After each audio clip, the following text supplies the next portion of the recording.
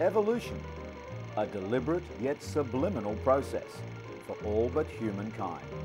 We cannot wait. It's one small step for man, one giant leap for mankind. He's on the move. That's cool.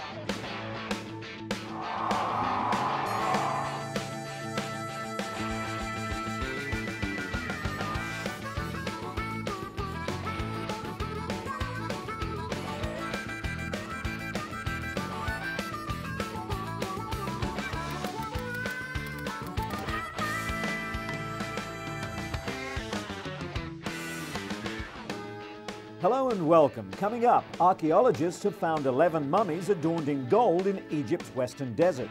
The find in the Valley of the Gold Mummies is one of the most complete ever uncovered and is expected to offer important new insights into ancient Egyptian history. In Japan, nervous mothers look on as their babies battle it out in a highly unusual and traditional sumo ritual that has been celebrated here for over 800 years. It was the butt of many jokes and it certainly saw its fair share of mishaps, but the orbiting Mir station was one of the greatest achievements of the Russian-Soviet space program.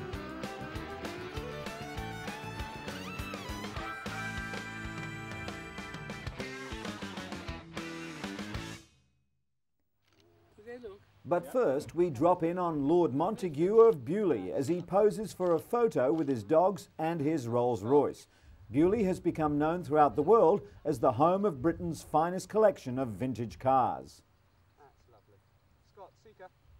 Scott. The backdrop is Lord Montagu's family home. The Palace House, as it's known, was originally the gatehouse of the ancient Abbey of Beaulieu. It was sold for £1,300 to the Earl of Southampton in 1538 and passed directly to the present Lord of the Manor.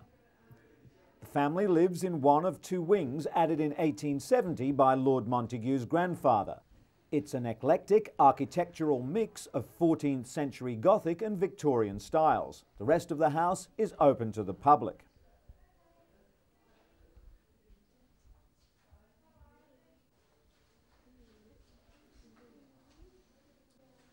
Visitors also get to see how a Victorian kitchen operated.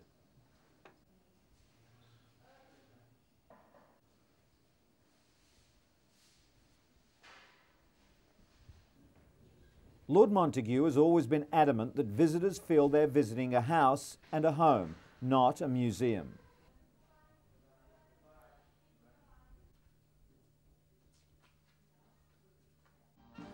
Today, the Beaulieu Band leads villagers to a reunion at the village school. Present students mingle with pupils past, many in their 70s. Lord Montagu enjoys taking part.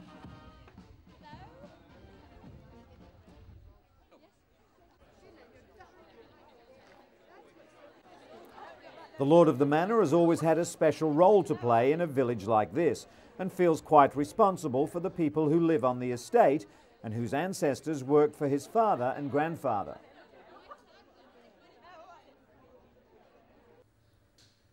Lord Montagu's now world-famous motor car collection grew from this first car, a 1903 de Dion Bouton, acquired by his father John in 1913 in lieu of rent from a tenant.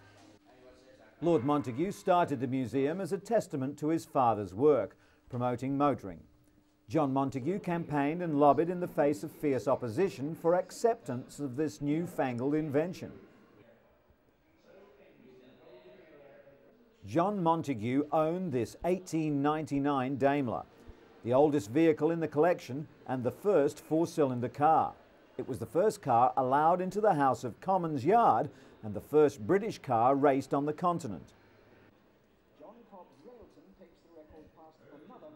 This 1906 Columbia electric car, belonging to Queen Alexandra, wife of King Edward VII, drove so quietly that one day she ran over an unsuspecting gardener on the Sandringham estate.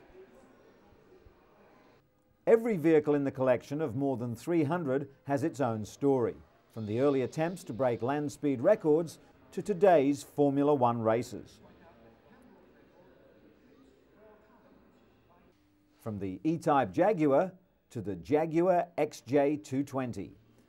This 1935 Auburn 851 was driven by Marlene Dietrich in the film Desire. And for those who like to mix cars with adventure, shaken not stirred of course, there's a special James Bond memorabilia section featuring some famous Bondmobiles. As the home of motoring in Britain, Beaulieu hosts a packed calendar of rally events throughout the year. June sees the annual Mini Cooper S convention, with over 900 Minis converging on the palace from all over the country. Enthusiasts celebrated 40 years since British Mini fan John Cooper souped up the first Mini, converting it into a racing car.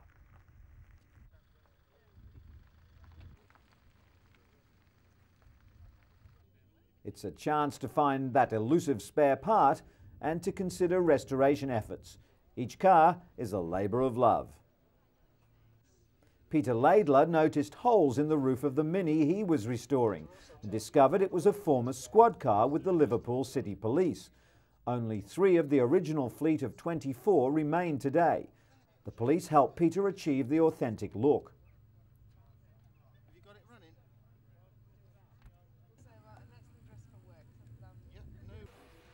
The appearance of the new Mini sparked fierce debate amongst purists, but fans of the movie The Italian Job were delighted to hear the latest model would get the Cooper racing treatment from John's son Mike.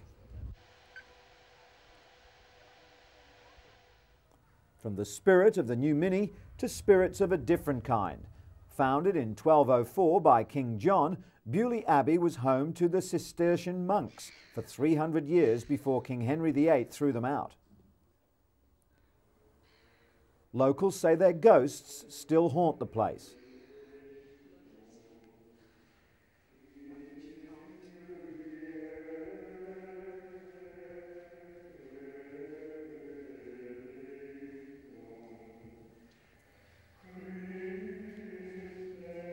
Beaulieu is supposedly one of the most haunted places in southern England, and people often see figures of ghosts and grey ladies, although Lord Montagu has never spotted a thing himself.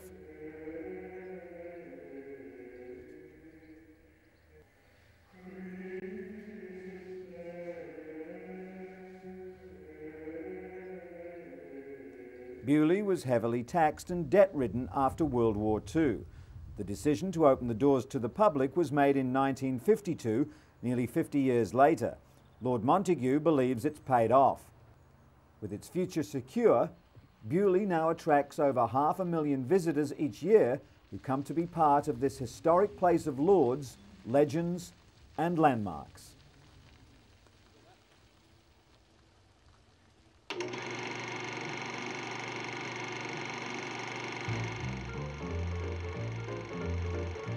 One small step for man, one giant leap for mankind.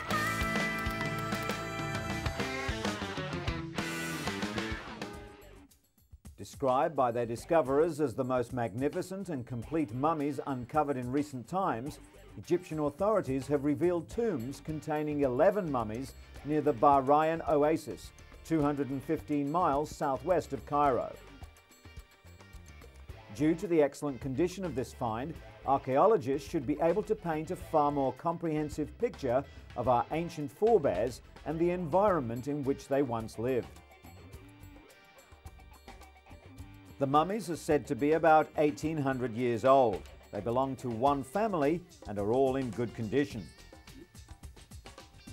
The tombs, which extend deep underground, contain the sarcophagi, more than 240 small sculptures, and an amulet of pure gold representing a son of the pharaonic god Horus. Some of the mummies have plaster casts bearing paintings of the gods of the afterlife.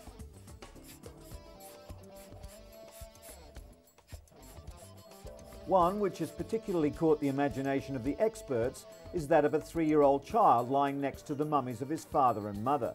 It has a mask with the drawing of a child who appears to be crying. The Antiquities Council said archaeologists also found the tombs of the parents of the mayor of Bahria during the period of Pharaoh Ahmose II, who ruled from 570 to 526 BC. The state's chief archaeologist for the area said the find would reveal important information about their beliefs in the afterlife. He added that a sarcophagus of the mayor's father should also contain a mummy. He explained how the limestone sarcophagus of the mayor's wife was also found, and beside it were 222 small statuettes and amulets, which provide comfort for the deceased in the afterlife.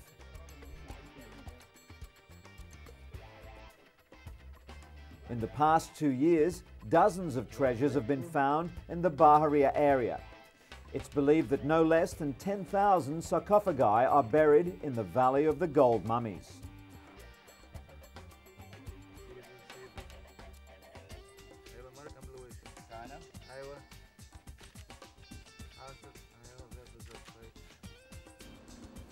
The Manchester Museum is one of the world's largest collections of Egyptian mummies, and as part of their research, they've pioneered many non-invasive scientific tests. Mummy science and the work carried out within the museum has brought us closer to the world of the ancient Egyptians. It's also allowed us to get to know a few individuals as well as is possible to know a person who lived almost 2,000 years ago.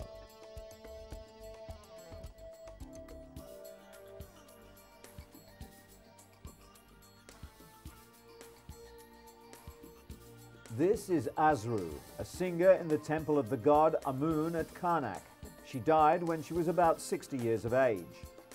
Asru would have been of the upper classes and had a very nice lifestyle in ancient Egypt. According to scientists at the museum, she had osteoarthritis. If you look at the top joint of the second finger, you can see it's bent back. And this would have been how she was in life, just before she died. In June 1975, doctors carried out the first modern autopsy of an Egyptian mummy, known as Mummy 1770. It combined modern scientific knowledge with the latest developments in Egyptology in order to learn more about how Egyptians lived and died. The newly established discipline of paleopathology made a great leap forward. The medical forensic team recreated the rounded adolescent features of Mummy 1770, leaving the model's mouth slightly open, as a bone defect may have caused nasal congestion. But who was Mummy 1770? The evidence is vague, but the quality of grave goods buried with her leads researchers to conclude that this mysterious young girl was someone of importance. Margaret Murray, the first keeper of Egyptology at the museum, performed an early mummy post-mortem. Her 1908 examination of the remains of two brothers brought together experts in anatomy, chemistry and textile studies. 100 years on, and it may soon be even possible to fight today's infections by understanding the diseases of the ancients.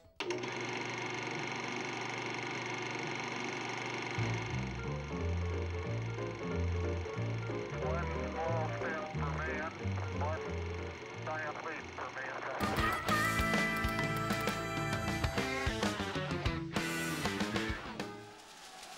67-year-old Emperor Akihito ascended to the throne in 1989 after the death of his father, Emperor Hirohito. Crown Prince Naruhito is due to follow. Reports recently emerged that the Crown Prince's wife, Crown Princess Masako, was pregnant with a possible heir after nearly 8 years of marriage. But unless the baby is a boy, the child can't sit on the chrysanthemum throne. Japan could face a succession crisis, since no royal male has been born for more than 3 decades.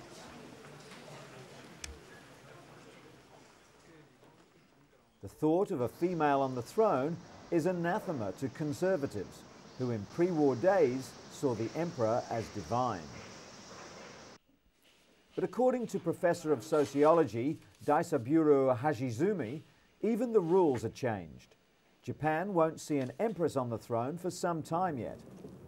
Crown Prince Naruhito is next in line for the throne. However, Hashizumi believes that by the time a royal princess is ready to become empress, the people of Japan will accept her wholeheartedly.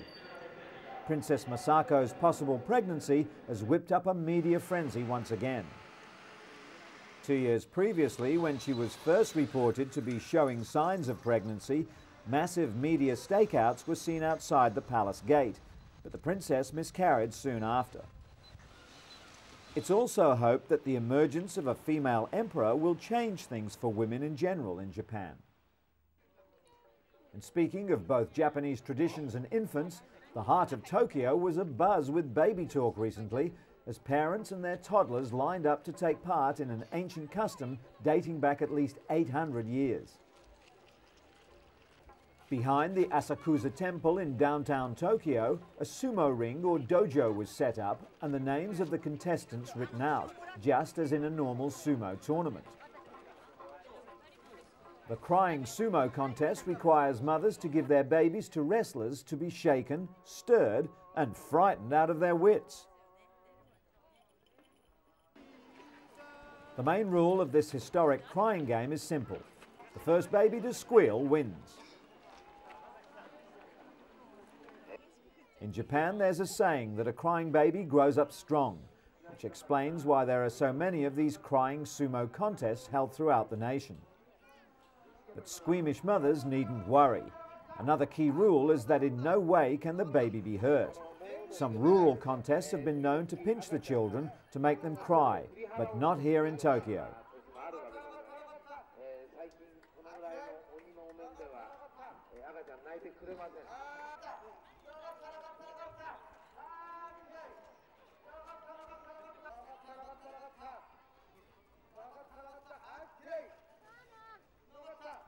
Unfortunately, not all babies disliked the treatment they received. Some giggled.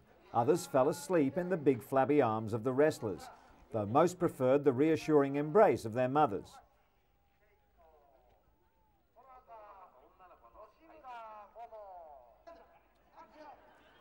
This little lad was happy to oblige the traditionalists and bawled his eyes out to win the match. And this little girl's mother explained the secret to their success.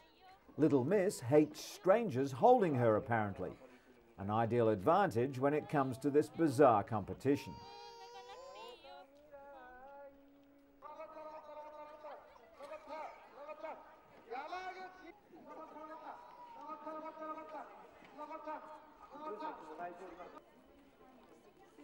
And after a long day under the sun, it's the mums who are left to take the prize for bringing up such happy, well-adjusted, bawling babies.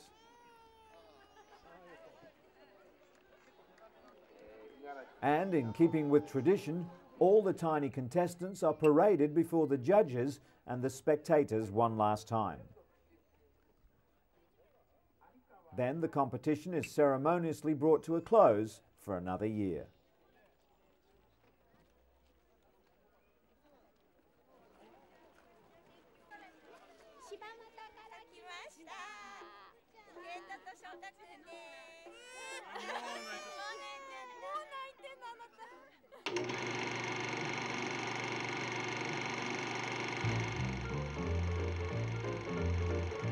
One small step for man, one giant leap for mankind.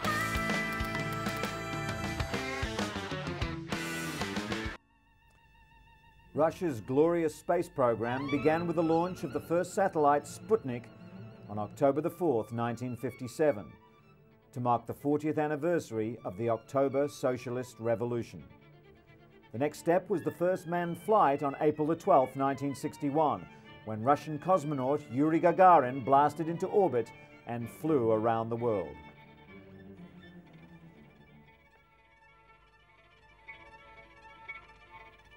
Construction of the Mir space station was another scientific and technological achievement. The first module of the space station was launched into orbit on February the 20th, 1986.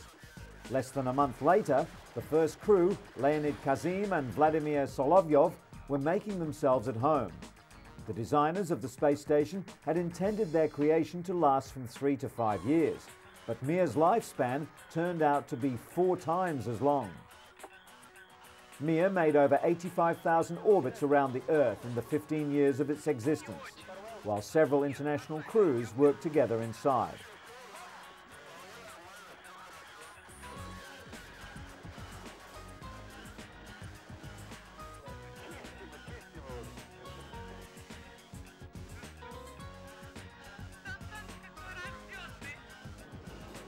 On February the 24th, 1997, Mir had its first serious accident. A fire broke out when cosmonauts tried to change an air filter. Soon after, a two-man crew arrived at the space station to adapt it for tasks ranging from industrial production and scientific experiments to space tourism and advertising in orbit. The hope for the Mir space station came from the US. Some investors pledged to pay $20 million to continue the Mir program. A month later, a cargo spacecraft delivered fuel and supplies to restart the space laboratory. Experiments continued for a time, but all efforts to prolong Mir's life came to nothing. Equipment failures were becoming commonplace, and promised private investments failed to materialize. The replacement of the basic section alone would have cost $350 million and taken 4 years to complete. On November the 16th, 2000, with almost all Mir's modules out of order, Russian space authorities finally decided to dump the aging hulk into the Pacific Ocean.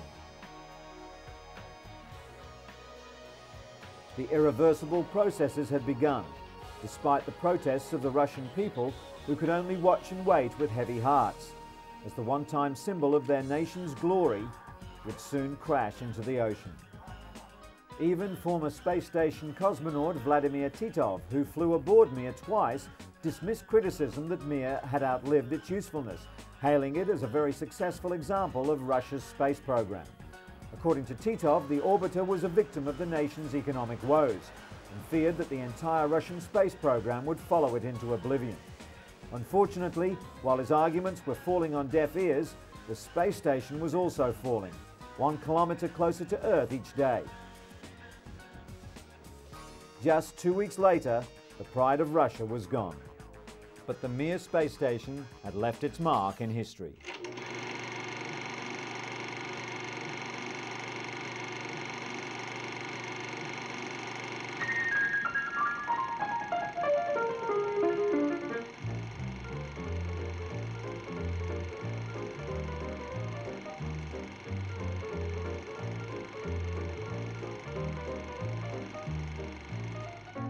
One small step for man, one giant leap for mankind. He's on the move. That's cool.